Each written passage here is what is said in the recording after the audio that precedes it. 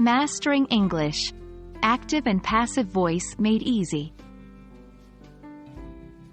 Hello, language learners.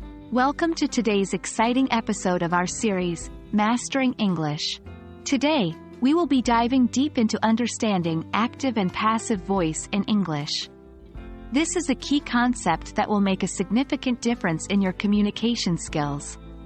By the end of this video, you'll have a clear understanding of what active and passive voice are, and you'll be confidently switching between them. The English language can be quite tricky, and active and passive voice is one of the aspects that often confuses learners. Active voice is when the subject of the sentence is the doer of the action. In other words, the subject is active, hence the name. On the other hand, passive voice is when the subject of the sentence is the receiver of the action. In this case, the subject is passive or on the receiving end of the action. Let's explore this further with some examples in the next section.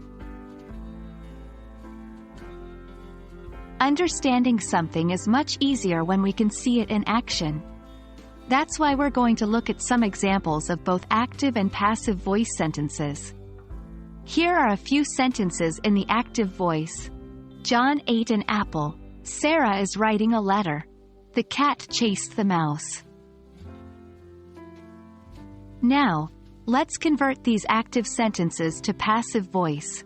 An apple was eaten by John. A letter is being written by Sarah. The mouse was chased by the cat. Notice how the subject is now the receiver of the action, not the doer. After seeing some examples, it's time to practice changing sentences from passive voice to active voice. Consider this passive sentence. The letter was delivered by the postman. In active voice, we would say, the postman delivered the letter. The trick is to identify who or what is carrying out the action and make it the subject of the sentence. Let's try another one. The cake is being eaten by Mary. Converted to active, this becomes, Mary is eating the cake. As you can see, with a little bit of practice, it becomes quite easy to switch from passive to active voice. Well, there we have it.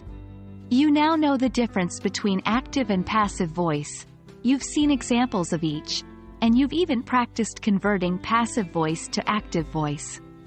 Remember, practice is key, so try switching between active and passive voice whenever you can.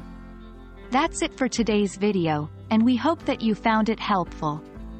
Thank you for joining us, and remember, language learning is a journey, not a destination.